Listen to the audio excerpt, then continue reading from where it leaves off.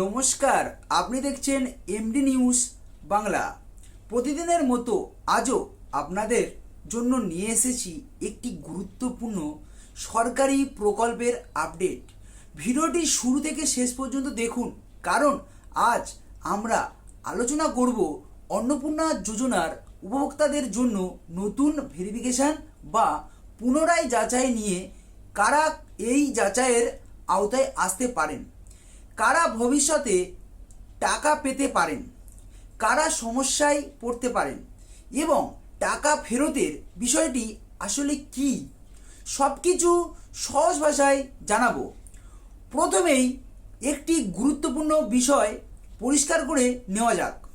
সামাজিক মাধ্যমে বিভিন্ন ধরনের খবর ছড়িয়ে পড়ছে যে সবাইকে নাকি টাকা ফেরত দিতে হবে, কিন্তু বাস্তবে এমন কোনো বিষয়কে সবার ক্ষেত্রে সত্য বলে ধরে নেওয়া ঠিক নয়।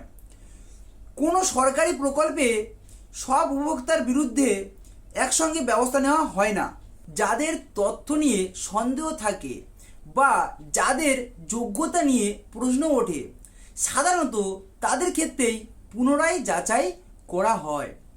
সরকারি প্রকল্পে আবেদন করার সময় প্রত্যেক আবেদনকারী কিছু তথ্য জমা দেন, যেমন পরিচয়পত্র, ঠিকানা, আয়ের তথ্য এবং অন্যান্য প্রয়োজনীয় নথি। পরবর্তীতে প্রশাসন যদি মনে করেন যে কোনো তথ্য পুনরায় যাচাই করা দরকার, তাহলে সেই আবেদন আবার পরীক্ষা করা হতে পারে। একটি মূলত ভেরিফিকেশন বা পুনরায় যাচাই। এখন প্রশ্ন হলো, কারা এই যাচাইয়ের আওতায় আসতে পারেন? যদি কোনো আবেদনকারীর দেওয়া তথ্যের সঙ্গে সরকারি নথির মিল না থাকে, যদি ভুল তথ্য দিয়ে আবেদন করা হয়ে থাকে, যদি একই ব্যক্তি একাধিক প্রকল্পে নিয়ম বহির্ভূতভাবে সুবিধা নিয়ে থাকেন, অথবা প্রকল্পের নির্ধারিত যোগ্যতার বাইরে চলে যান, তাহলে সংশ্লিষ্ট কর্তৃপক্ষ বিষয়টি খতিয়ে দেখতে পারেন। অনেক দর্শক জানতে চান, সরকারি কর্মচারী, আশাকর্মী, অঙ্গনওয়াড়ি কর্মী বা অন্য কোনো পেশার মানুষ কি এই প্রকল্পের টাকা ফেরত দেবেন? এখানে বিষয়টি পরিষ্কারভাবে বুঝতে হবে। শুধু কোনো নির্দিষ্ট পেশায় কাজ করেন বলেই কাউকে অযোগ্য বলা যায় না। প্রকল্পের সরকারি যোগ্যতার সত্যই এখানে সবচেয়ে গুরুত্বপূর্ণ। যদি কোনো ব্যক্তি সেই শর্ত পূরণ করেন, তাহলে তার আবেদন নিয়ম অনুযায়ী বিবেচিত হবে। আর যদি শর্ত পূরণ না করেন বা ভুল তথ্য দিয়ে সুবিধা নিয়ে থাকেন, তাহলে সংশ্লিষ্ট কর্তৃপক্ষ প্রয়োজনীয় সিদ্ধান্ত নিতে পারেন। এবার আসি টাকা ফেরতের প্রসঙ্গে।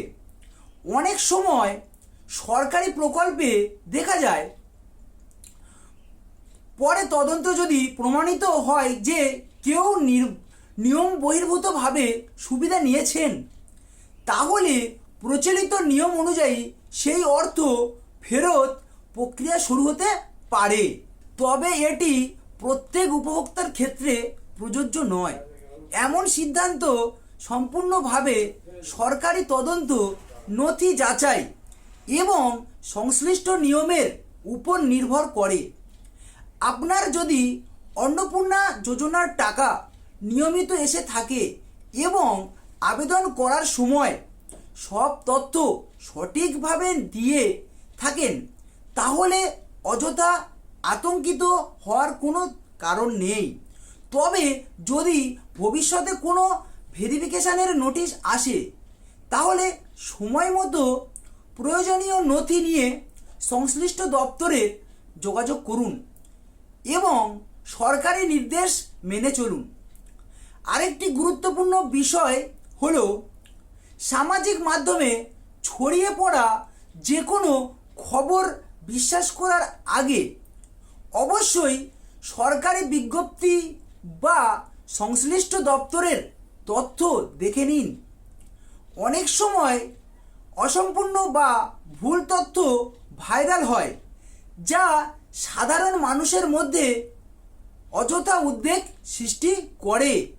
আমাদের পরামর্শ থাকবে, যদি আপনার মোবাইল নম্বর, ব্যাংক অ্যাকাউন্ট, আধার বা অন্যান্য নথিতে কোনো পরিবর্তন হয়ে থাকে, তাহলে প্রয়োজন হলে সংশ্লিষ্ট দপ্তরে গিয়ে তা হালনাগাদ করে নিন। এতে ভবিষ্যতে কোনো ভেরিফিকেশন হলে অযথা সমস্যা হওয়ার সম্ভাবনা কমে যাবে। অবশেষে আবারও বলছি, অন্নপূর্ণা যোজনার উপভোক্তাদের আতঙ্কিত হওয়ার দরকার নেই।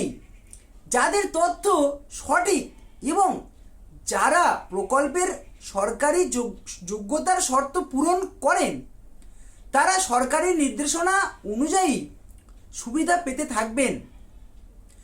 আর যদি কোনো যাচাই হয়, তাহলে সেটি নিয়মের অংশ হিসেবে বিবেচনা করুন এবং প্রয়োজনীয় সহযোগিতা করুন। আজকের ভিডিওতে এই পর্যন্তই।